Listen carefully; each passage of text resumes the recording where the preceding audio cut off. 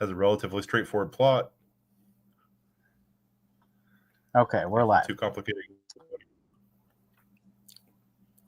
The quality of mercy is not strained. This famous line by Shakespeare for Portia in The Merchant of Venice notes wisely that mercy must be freely given, or it is not mercy. A machine has no mercy to give.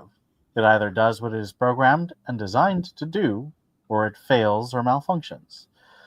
One of the things that makes Sarah and John and Derek so much like a machine in the Sarah Connor Chronicles is that they very often do not consider mercy. They just do the job. But every now and then, they do save someone. Sarah burned Andy Good's house down instead of killing him. John lets many live or tries to save many instead of focusing first on destroying Skynet or the Terminators. And Cameron chooses to override her programming to let John live. Is this mercy? What does it mean? This episode, The Mousetrap, has very little mercy for anyone caught between the Terminators and the Connors. As Hamlet says, "'Tis dangerous when the baser nature comes between the past and fell insensate points of mighty opposites." We must again examine the question of what makes us human, and when can we offer mercy. I'm Ian.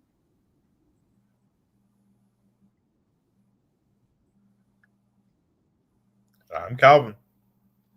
Come with us if you want to live. Oh, I think you're frozen. All right. So we will be spoiling this episode 3 of season 2. I can hear you.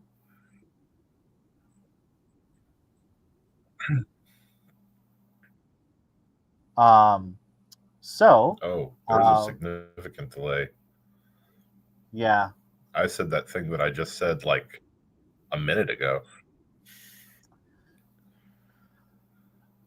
So this episode opens with Charlie's wife being kidnapped by Cromartie, and that sets up the whole tone of the episode. It's very bleak and scary. Would you agree?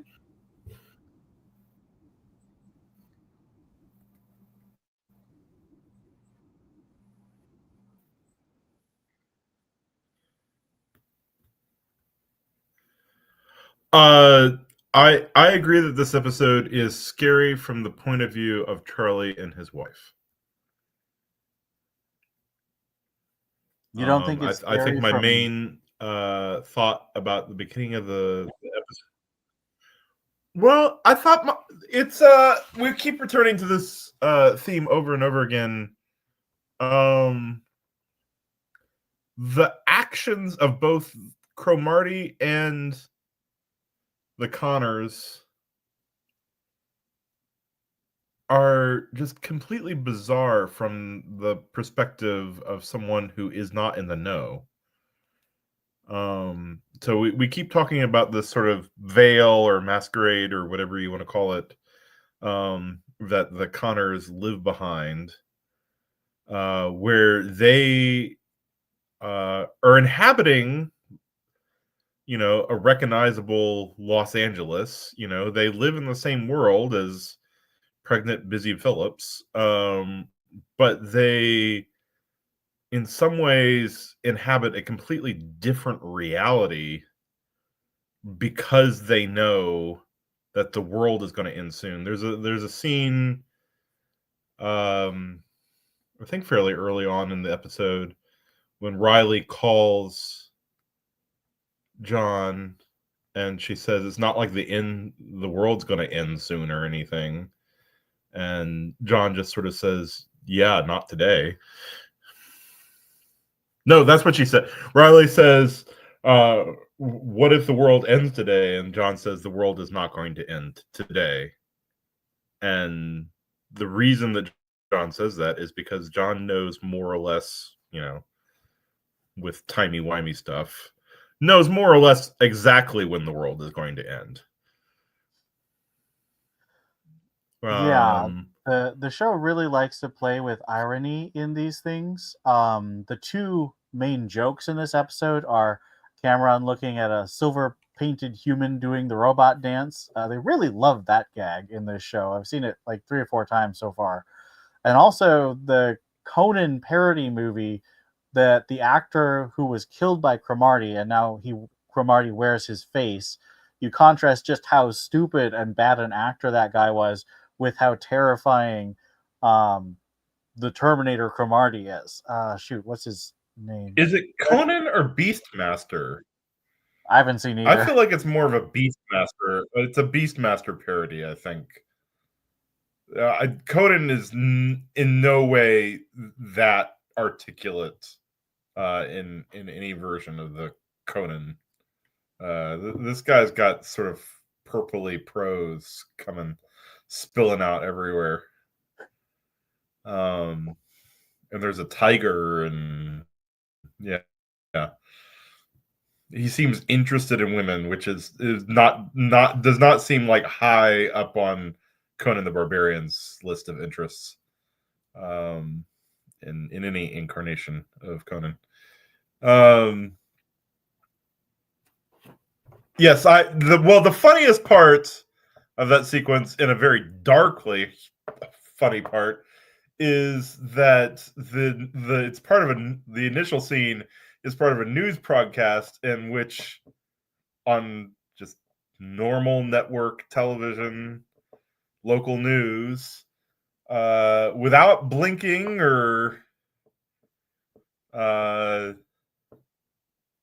commenting on it anyway, the newscaster tells us that this out of work actor killed 30 FBI agents, which is we of course know that the actor was it George Laszlo? Is that what his name is? I think that's right. Did not in fact kill 30 FBI agents, that it was in fact a Terminator that killed 30 FBI agents. But the anchor does not know that, and yet she sort of unblinkingly announces this fact that an out of work D-list actor murdered 30 FBI agents. Well, there's a lot of drugs going on in Southern California. So many drugs. So many drugs. So we move from. So at the beginning of this episode, we get I'm sorry.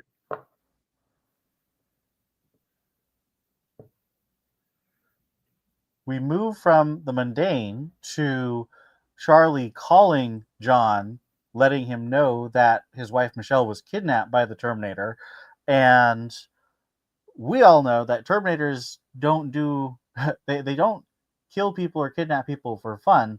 They always have a purpose, and so we know this is almost certainly a trap for John. So do you think Sarah should have brought John, or should have thought through the layers of a possible trap?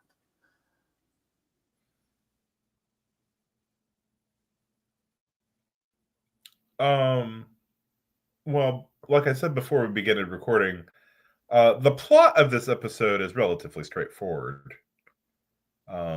Not a lot of things happen. There aren't a lot of wheels within wheels in this episode. It does have a lot of unanswered questions, like how did Cromartie find Charlie? If it's that easy to find for Cromartie to find Charlie, why isn't it just as easy for him to find the Connors?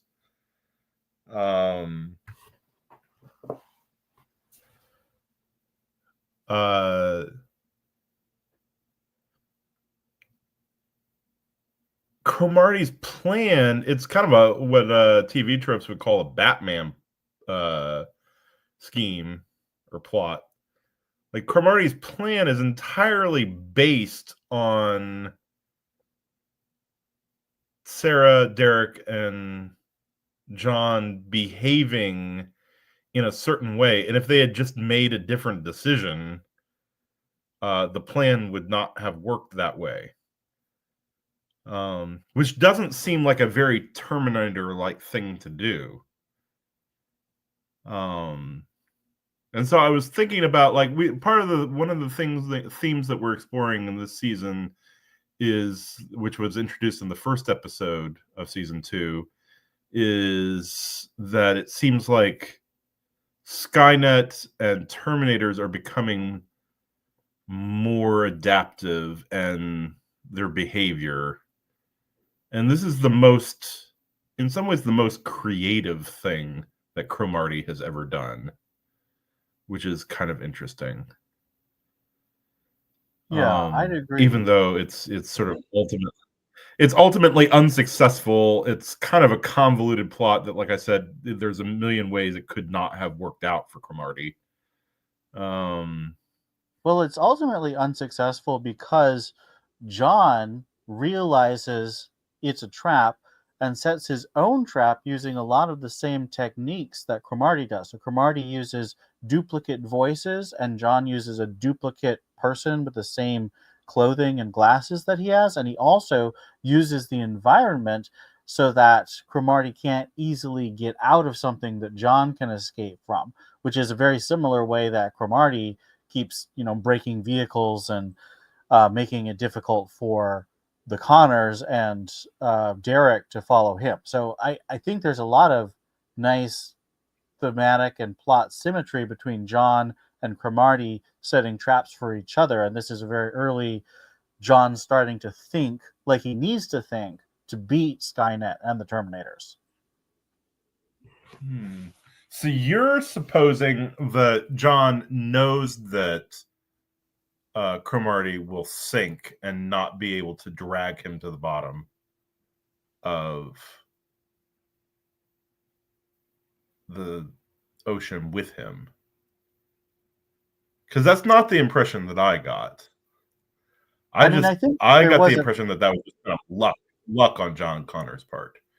I think there was some luck involved, but I think that he also is starting to develop. So I think it wasn't a fully fledged plan, but I think that he's starting to think like he needs to think to beat these multi-layered attacks. Okay, well, then again, it kind of goes back to the Batman plot problem. How could John guarantee that Cromartie would be dumb enough to dive into the ocean after him? That's where I think that there's a certain amount of luck involved still. He's not fully leveled in his trap setting and his plotting. I just think that he's starting to think. This is a directional shift because at the beginning of the episode, he's being very petty and not thinking about his safety or good tactical thinking at all. But he is able to switch when he realizes that he has put himself in danger. So I think it's not a fully formed Batman plan, but it's like a Robin plan. Well, but he says to Cameron, he's like, "Can you help me?" when he's in the water, and she says, "I can't swim," and he's like, "Yeah, I just found that out." I don't know. I didn't interpret it as John intentionally drowning Cromartie. No, I think he wasn't intentionally. I think he was something hoping that it would work. he I think he was cornered and he hoped that would work.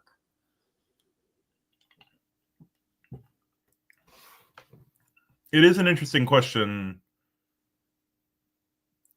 Yeah, the simplicity of this episode in some ways raises more questions than it intends to answer. Well, what do you we mean by know simplicity that of the episode? You've said that a couple times now, and I don't see it as that simple.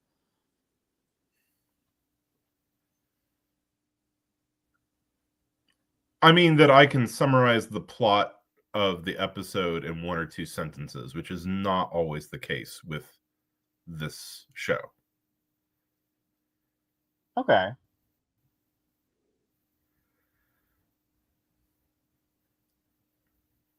Like, how would you summarize in one or two sentences the plot of last episode? Last episode was incredibly convoluted. Yeah. I guess this this one's pretty straightforward. Cromartie kidnaps Charlie's wife.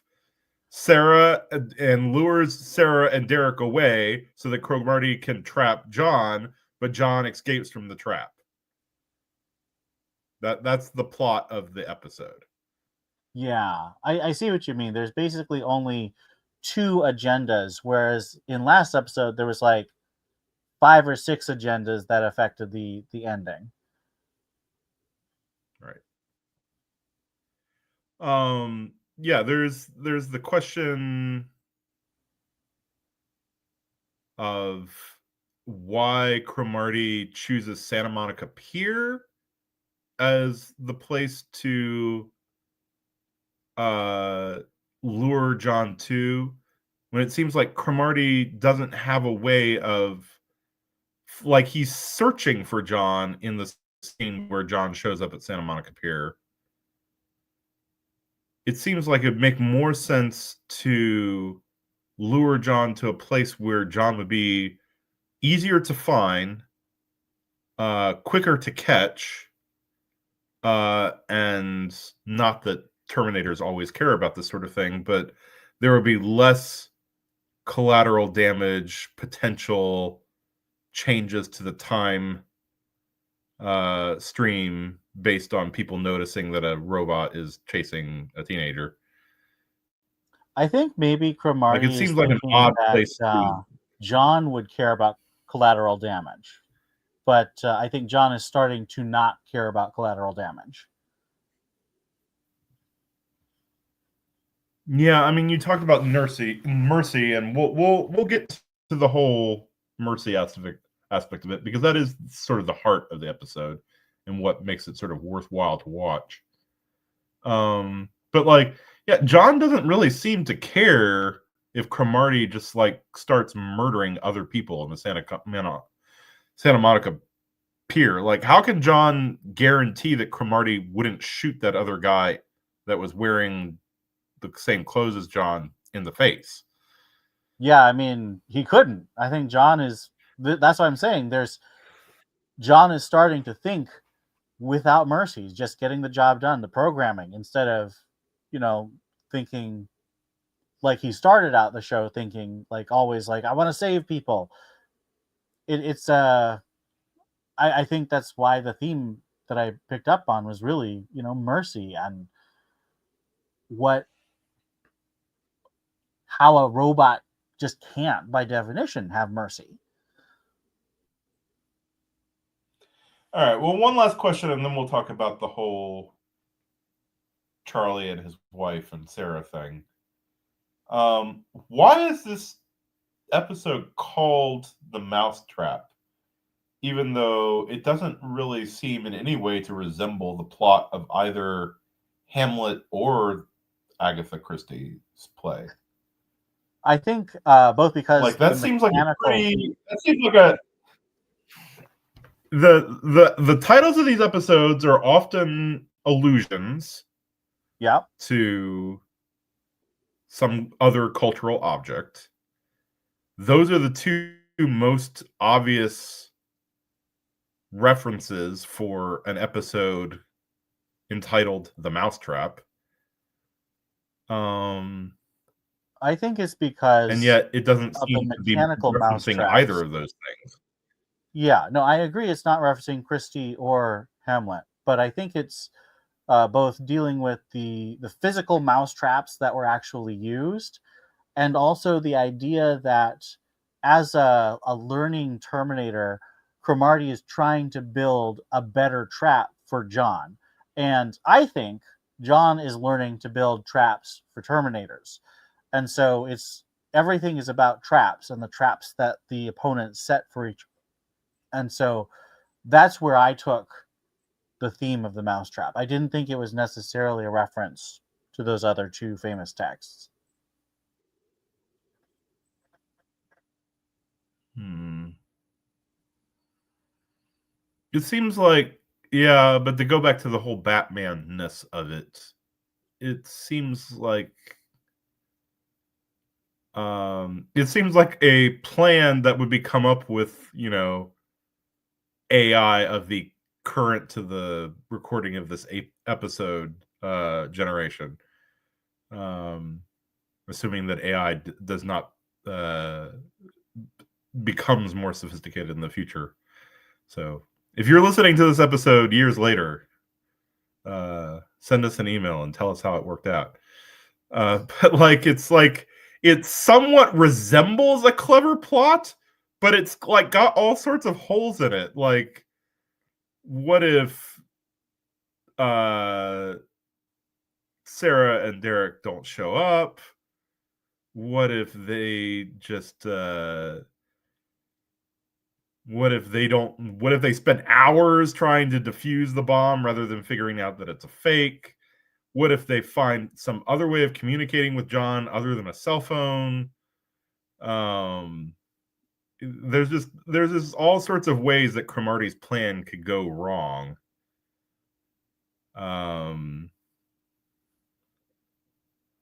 So in a would way you that I don't say? think Cromartie could predict. So would you say this is an Although episode that maybe requires us Cromartie. to suspend a bit too much disbelief, and you think it's a bit weaker in execution?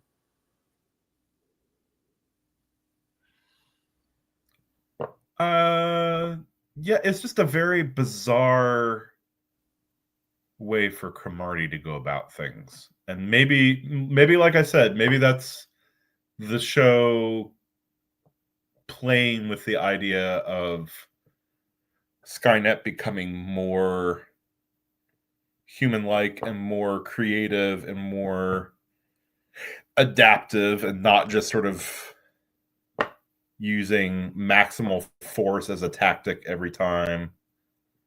I don't know. It's an interesting, but since we have limited time to record this episode, let's talk about sort of the emotional heart of this episode, which is the question of Sarah against kind of the rules that she herself has set up, and against her own best instinct, she goes off into the California desert to help Charlie. Derek, who kind of poses as a tough guy who doesn't care about other people and only cares about the mission, is like a big-hearted softy in this episode. And yeah, they just go off into the California desert to save these two people who are not essential to their mission in any way.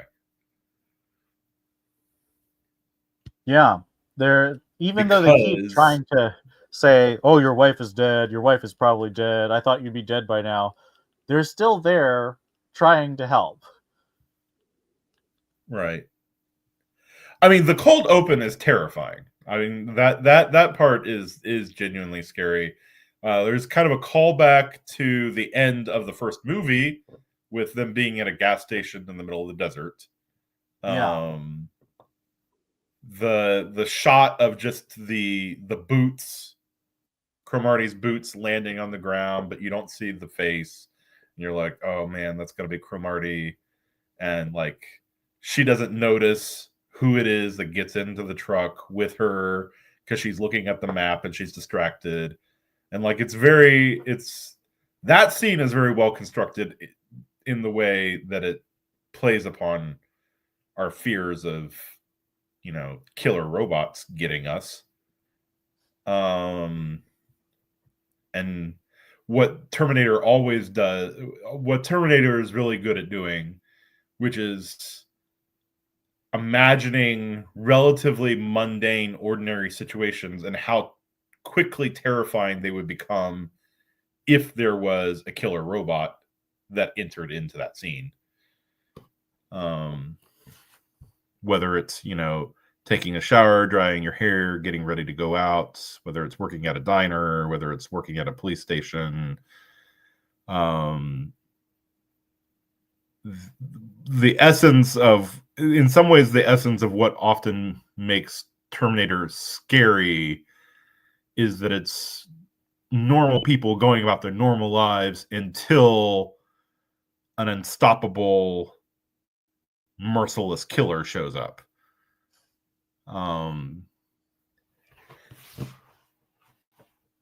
So that scene is great.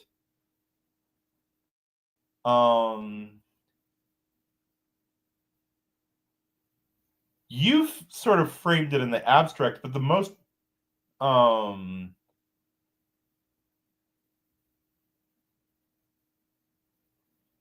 maybe a more human way of understanding Sarah's actions is that this is a man that she loved and in a different under different circumstances could have married. And so she wants to help him, even though she's clearly, the scene where she tells him you have to ask her something that only she would know to confirm that it's not Cromartie that you're talking to. Even though it doesn't really make sense, why would it matter if they were talking to Cromartie, so long as Cromartie was willing to give up the location that they were at? That part doesn't make sense. But let's assume that it does matter, that it's genuinely her and not Cromartie imitating her voice. Charlie has to think of something that only his wife would know, and so he asks her about their honeymoon, which clearly makes Sarah upset, because in some ways it's a window into a life that she could have had but wasn't able to because of her responsibility towards her son and humanity in the future. Yeah. I think there's also a strong element of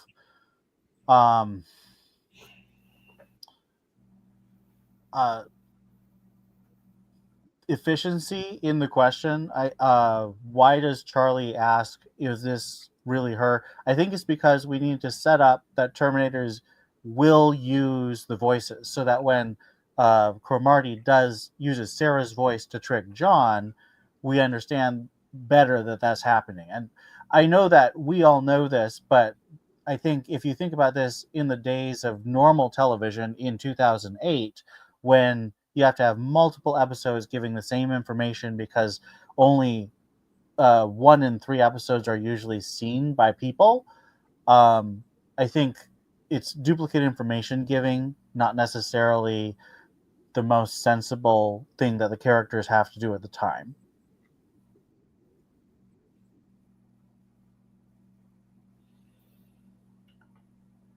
I guess so. I mean, in that sense, you're arguing that in some ways the writers are attempting to sort of accommodate a potential viewer's misunderstanding of the abilities of a Terminator. The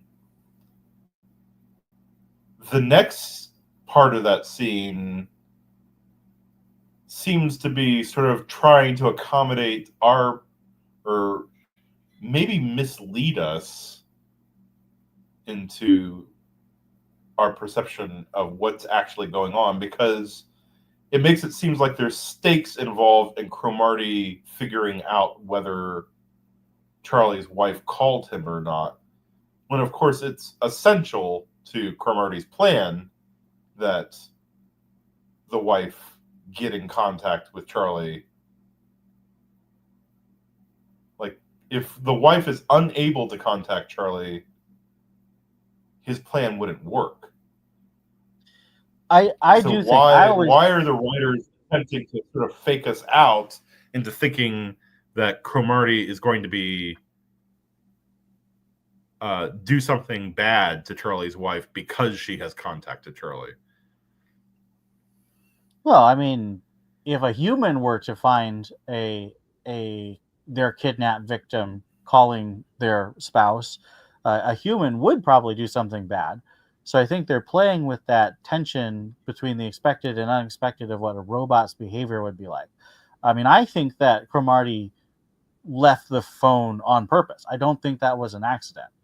I think that was part of the trap. Right, but the way that scene is shot is shot in such a way as to make us, as an audience, think that Cromartie will hurt Charlie's wife because he has discovered that she called Charlie on her cell phone.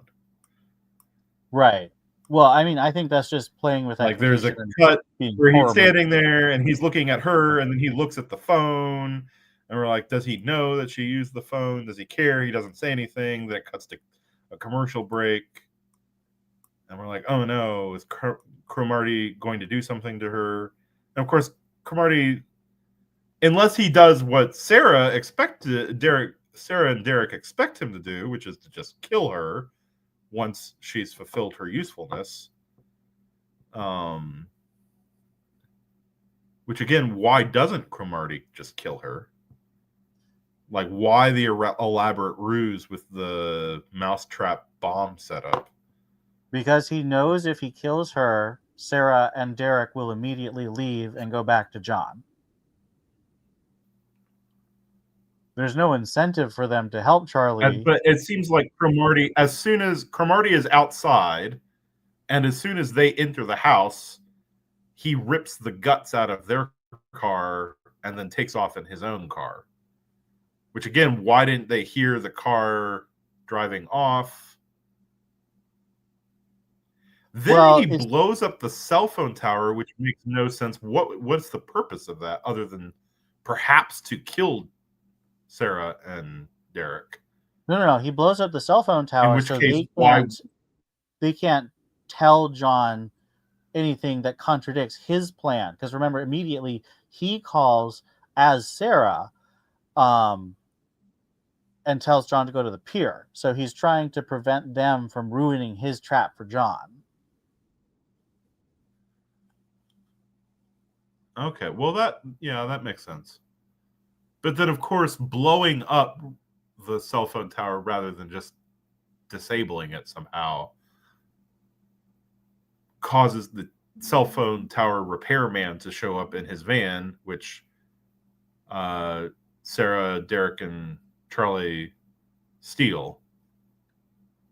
Which leads us to our next big emotional scene, which is Charlie's wife. Do we know what Charlie's wife's name is? Michelle. I wrote it down. Michelle. Okay. Michelle Dixon, played by, what's the actress's name? Oh man. She looks familiar, but I don't remember. She's not the chick. She's not the chick from Grey's Anatomy, even though she kind of looks like the chick from Grey's Anatomy. She has a familiar TV actress look.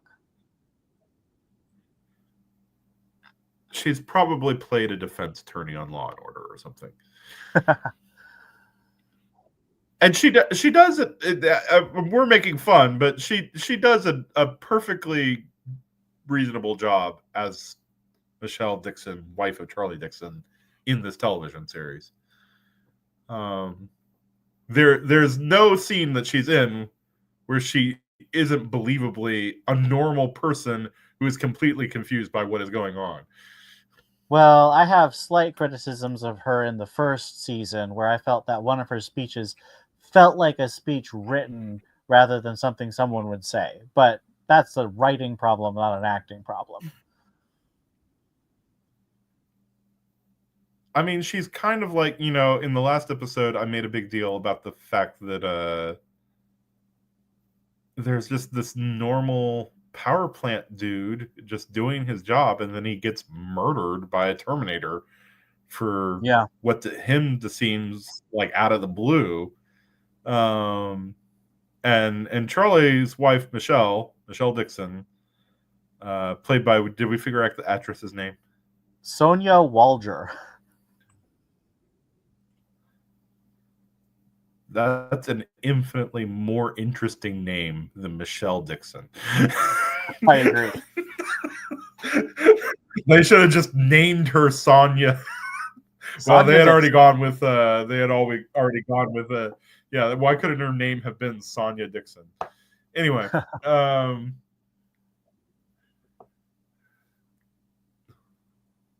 Sonya Walger. Anyway, uh, she does a very good job of being a dying woman in the back of a van. Dean Winters does a fantastic job of being the husband of a woman who's bleeding to death. Oh man, Dean Winters and we killed get it this this. episode. He was fantastic.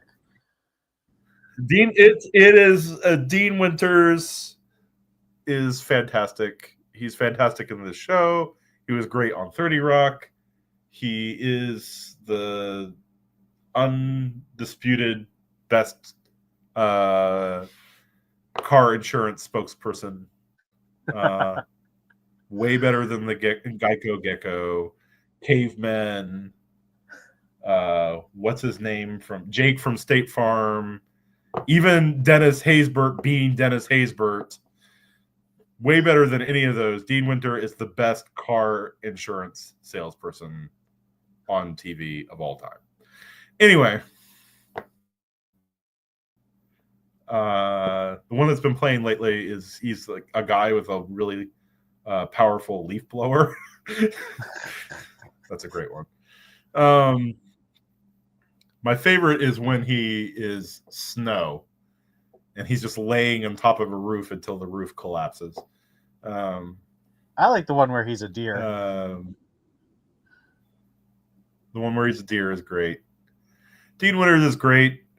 If we're moving into an era in which AI and CGI deepfakes can make any movie possible, I think we need a movie that just has only actors named Dean in it. Like we could have Dean Martin, Dean Stockwell, and Dean Winters starring in a movie together. Why not? Skynet's Hollywood already taken over your AI imagination, overlords, Calvin. make that happen. Make that happen. Elon Musk can do that with VO3. We have the technology. A movie starring Dean Martin, Dean Stockwell, and Dean Winters. Are there any other famous Deans? Dean Cain. Dean Cain. Yeah. Well, Dean Cain and Dean Winter are still alive, so they can play themselves. Yes. But Dean Martin and Dean Stockwell are deceased, and therefore would need to be AI generated. Yes. So anyway. Do you think there's any way that Sarah and Derek why did she stop the van? Michelle? Well, yeah, that was a dumb choice. Oh, that's a different thing. Why did she stop the van? I think that's bad writing. It does not make sense because if you're trying to get her to medical attention, you need to keep going. Stopping the van actually does nothing good. Unless you know that she's going to die and you want to give Charlie a moment. Yeah, that's bad writing. So is it merciful to go full circle to your question at the very beginning? Is it merciful for her to stop the van or not?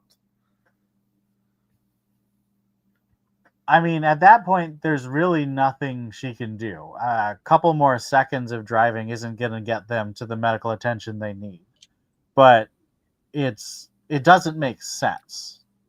So I think the writers want it to be merciful, but it's kind of with the Batman plan, and you kind of have to suspend disbelief there, for me. Okay, so let's assume that she's dead by the time do they get to the hospital. Why do they bother taking her into the hospital?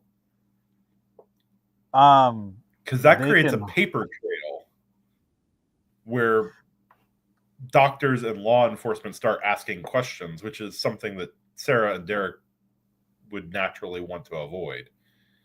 Yeah, well, I think that is mercy because, like I said, the seeming simplicity of this episode creates more questions than answers.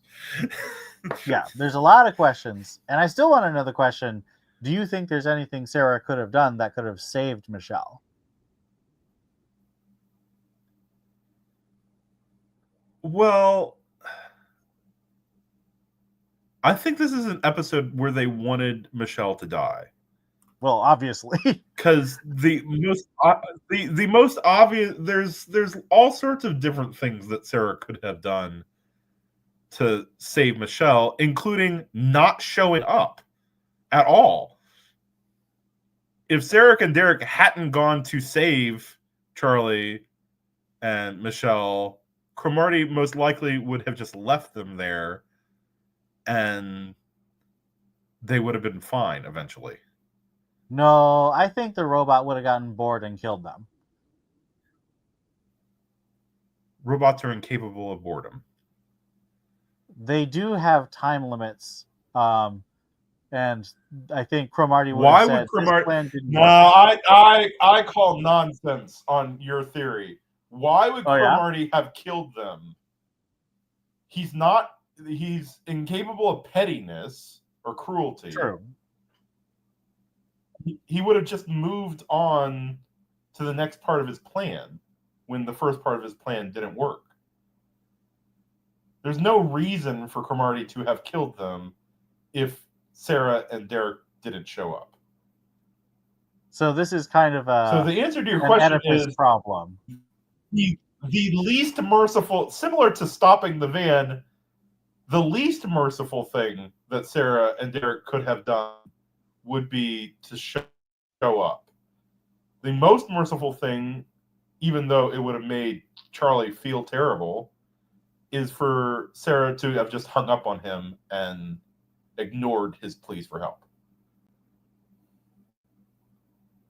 Yeah, I think it is Because an Charlie Oedipus is thing. acting in an emotional and an irrational and emotional impulse when he calls John and wants to talk to Sarah. First of all, he calls John because he has John's number, but he wants to talk to Sarah because does he think that he knows for a fact that John wouldn't help him? Because John's I don't too think he smart wants to put and John in maybe danger. not merciful enough. I But think he he thinks does of John put as a John in kid. danger. Everything that Charlie does in this episode puts John in danger. But he doesn't know that. He's being irrational, remember? He does know that. If he thought about it while he's standing next to the watermelons at the fruit stand, if he had thought about it for 5 more minutes, he would have realized that contacting John is exactly what the Terminator wants him to do, and therefore is putting John in danger. But I think we're supposed to think of Charlie as being still really entrenched in normal thought process. He's not thinking like someone who has to be aware of Terminators all the time. Okay, answer me this. Riddle me this, Ian. He's the medical expert on this show. He has no idea how to help his wife from not bleeding out. He's a paramedic. If anyone on this show knows how to prevent her from dying, it would be Charlie, and yet he seems to be baffled by how to stop red stuff from coming out of his wife. I also don't understand why Charlie and Sarah have to come with. Why Charlie and Michelle? What is wrong with the idea of them sending an ambulance when they can? Like, wouldn't it have been better for Michelle to stay put and not get her blood flowing? The ambulance almost certainly would have gotten there quicker because that's what ambulances do. Right. So, yeah, I think there's a lot like of I said, the irrationality. The seeming simplicity of this episode creates more questions than it intends to provide answers to. Although I do think it's a very entertaining episode. I did have a good time watching it. No, I'm sorry, Ian. As I was watching this episode, you could call this a hot take if you want. As I was watching this episode, about halfway through watching this episode, I was like, is this the first bad episode of this show that we've seen? So Like, this I is think that this definitely episode a is pants might episode be for Calvin. bad. Like, it's not a good episode. It wants us to think that it's a good episode because it's very touching when Michelle Dixon, Charlie's wife, dies. Like, that is very touching. But this episode in no way makes any sense. It's just I poorly don't written. disagree. I just had a good time, okay? It's poorly written down to the title, which makes no reference to Hamlet or Agatha Christie. Like, They should can have you called.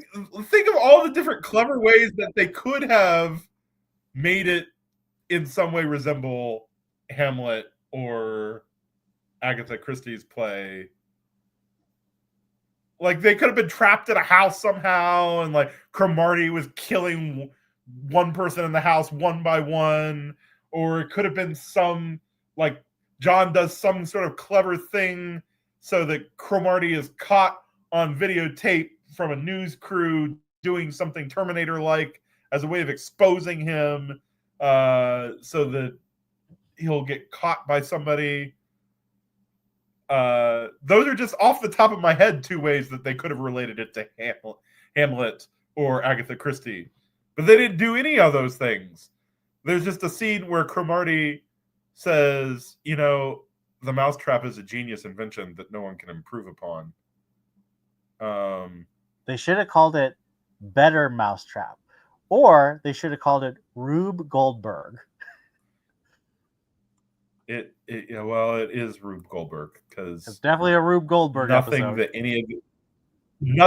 any of the characters does, except for poor Cameron and Riley, who get no respect in this episode. Nothing that any of the other characters does in this episode makes any sense. All right, before we wrap up, do you want to talk about the B plot, which does make perfect sense? I was about to say, I think Ellison's plot makes sense because it's basically Ellison's feeling down about all his guys being killed by robots, and then he gets a call from a woman who we know is a robot, and then she's like, a I want to make mysterious robots. woman who seems to know everything about robots and is willing to trade information about what she knows in return for Ellison's help in tracking down robots. Yes. Which seems right up Ellison's alley. Yes. So that plot makes sense and is fun. And I had a good time for the whole episode, but I also had a good time with this one. Ellison's. I didn't say I didn't have a good time watching this episode. I just said that it's poorly written. Okay. I mean, I would agree that if making sense is a quality of good writing, then it's poorly written. I do agree there. Yeah. So this is Calvin's first pants episode. Last thing before we go. Yes. Last thing before we go. Another well-written part of this episode, since we've ragged on the writing for this episode. Another well-written part of this episode is the funeral scene for Michelle, which uses an actual Bible verse as opposed to made-up Hollywood preacher spiel. Uses an actual Bible verse from 2 Corinthians 5. And then Charlie throws Ellison's Bible into the grave as a way of saying that he's angry at God, or he doesn't believe in the Bible or something, and then stomps off in grief. But then the preacher just keeps going, and so the last shot of this episode is the Connors sitting around the dinner table looking like they're praying while the preacher is finishing reading the passage from 2 Corinthians 5. Yeah, I really liked that. I'm not sure what that means, but it's interesting. To me, it means that the Connors are really grappling with the cost. And I mean, they've had to grapple with the cost before, but this is one of the first major deaths, certainly in the season. Well, a whole bunch of people died in the first 2 episodes. They just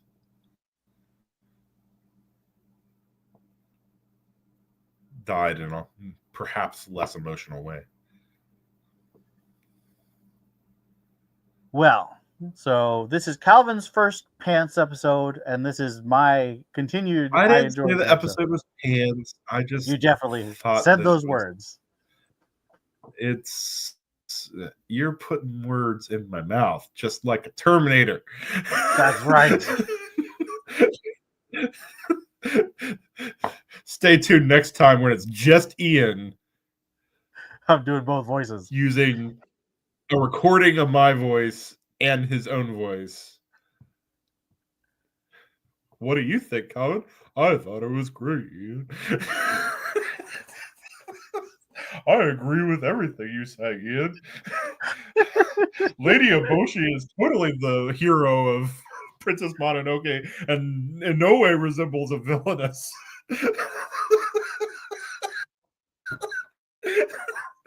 And any other thing that I've disagreed with you over the years, I was wrong. I'm sorry, Ian. Stay tuned next time, folks, for Ian and fake AI Calvin. Well, tune in next time because, as always, we'll be back.